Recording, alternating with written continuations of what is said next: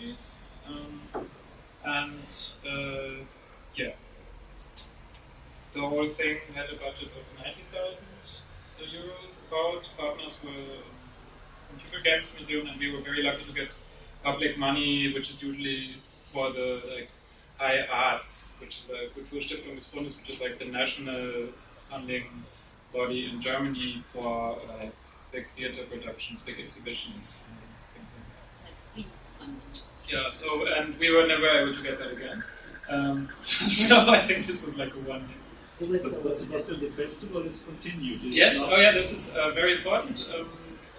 Just to announce this, we are running a second edition of the Public in Krakow in this October 3 to 5, and this will come out now, I think, in a few days. We have an open call and have a different approach also to this festival. It will be much more about spaces that you see here on the right that are pre-organized by us, which are kind of already almost secured, and a lot more private, indoor, semi-private, commercially owned, privately owned, semi-public spaces where we kind of explore what it means to play in a kind of 3D box of the city as opposed to the space that's formerly known as public space, which we're not so sure about.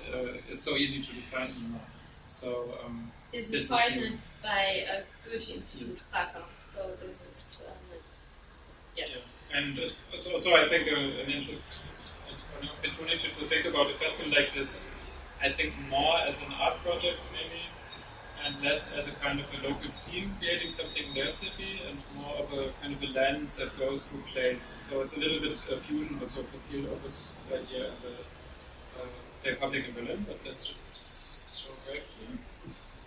Doing something new. I think everyone here at this festival is doing something new. So I'm not quite sure we have the vocabulary yet to describe ourselves. I'm a game designer, but I especially do games that connect to reality in some way. That definition of games is so broad. You can have games on the computer, you can create these worlds solely digitally, you can create them out in the real world. I'm so fascinated by the interaction of the real world, what's out there, and these fictional worlds with rules that game designers invent.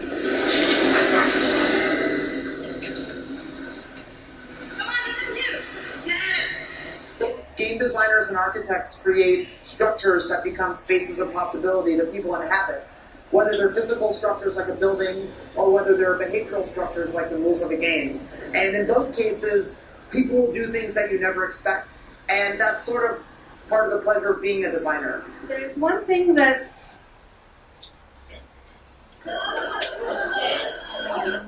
so this is the next project.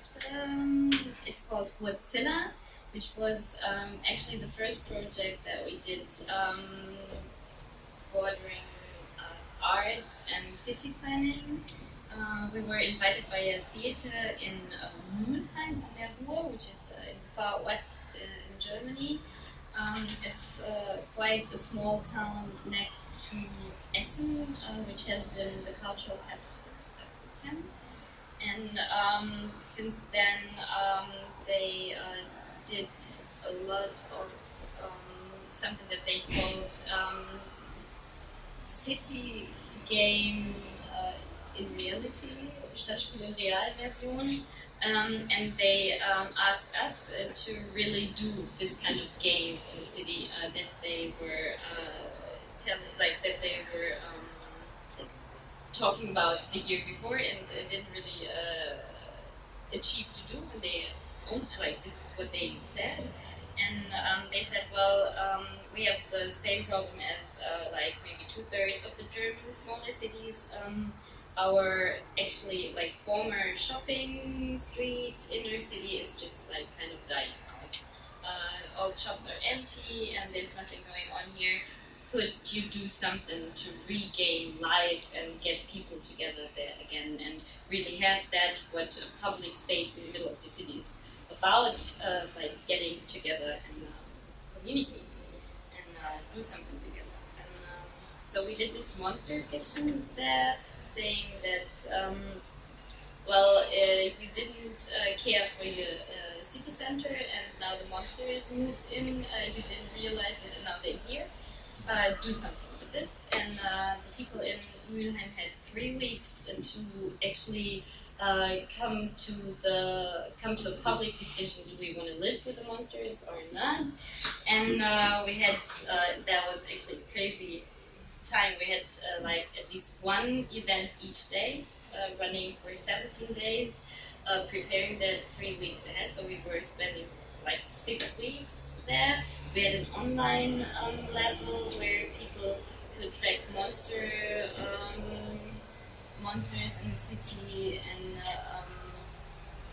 had this online kind of voting possibility.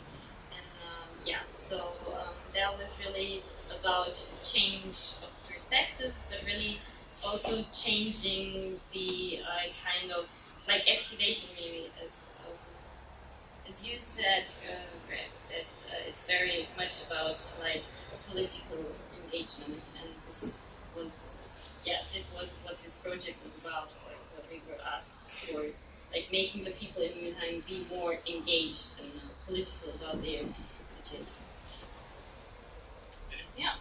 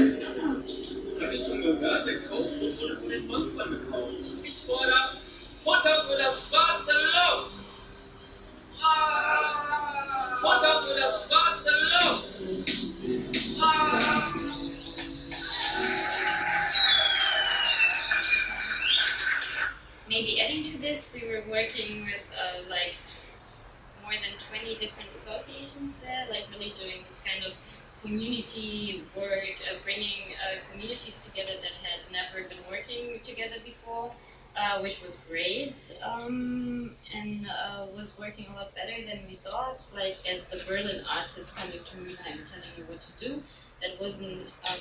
I don't think they took us that way. They were actually quite like down with us. And what was the best thing about it is actually that people took all the kind of tools we gave them, and they really started to do their own stuff with it. Like after weeks and weeks, people told us, well, we had these posters hanging in the city where the mayor of Mülheim was done as a monster, saying mayor of Mülheim is a monster, whatever, don't vote for her. So, and that was... This was the positive example. The negative is people coming up with the freedom monsters and just skip things like that. So you also get kind of a connection to the dark side, I think, sometimes in these games. And it's totally unclear what this means. A little bit similar to what you were saying, right? Because weird stuff happens. And just to finish up, I think the last project we just want to showcase is the 72-hour interactions championship, which we're doing together with a group from Tel Aviv called Urban Action, and they've been running a temporary architecture competition for quite a while now, and we are collaborating with them to actually, for once, I get physical in the construction side.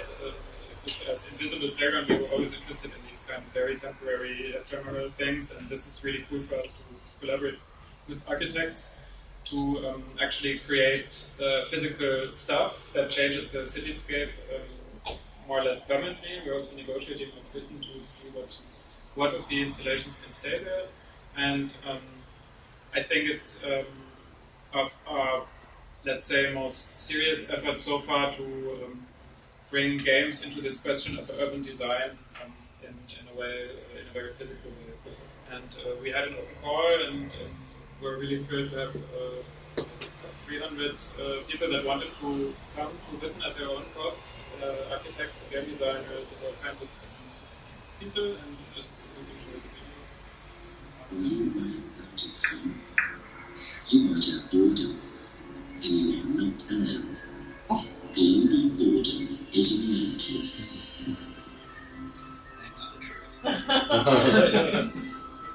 Together, European and Middle Eastern experts have found a cure in Witten, Germany. This cure is the component of 72-hour Interactions, a world championship of game-form architecture. Join 5 international cross-disciplinary teams and compete to design and create a place to play in public in just 72 hours. Game designers and architects create structures that become spaces of possibility that people inhabit, whether they're physical structures like a building or whether they're behavioral structures like the rules of the game. And in both cases, people do things that you never expect, and that's the pleasure of being a designer. This is your time. So, I think this is also a good connection between Play Public and this, because Eric Zimmerman and Natalie Pozzi had a kind of a physical installation there called Starry Heavens, which is also going to be at the Leuphana Arts Festival now in a few weeks, which is, I think, quite an interesting example of a sort of a playground for adults with an interesting game going on, which is also a meeting point and physical object in the city. And they're also going to be judges at this competition. Yeah, I think we're out of time, actually. So, yeah, that's the bit. Thanks a lot.